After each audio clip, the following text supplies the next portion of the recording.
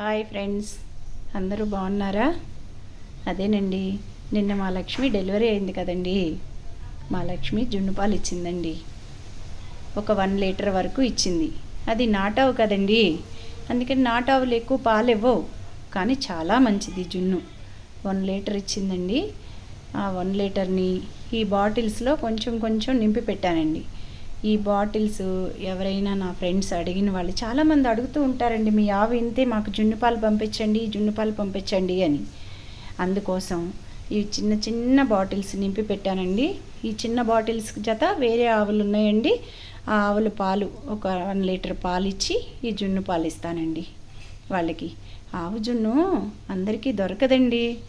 ఆవు జున్ను 60 సంవత్సరాలకు ఒకసారైనా తినాలంటండి, అరచేతిలో పెట్టుకుని మా అత్తగారు చెప్పేవారు. అందుకోసం నేను అందరూ తినాలని కోరుకుంటూ, ఎవరికైనా కావాలి అనుకుంటే కొంచెం కామెంట్ పెట్టండి. కావాల్సిన వారికి చిన్న బాటిల్ ఇస్తాను, ఎక్కువ ఇవ్వలేను, చిన్న బాటిల్ ఇస్తాను.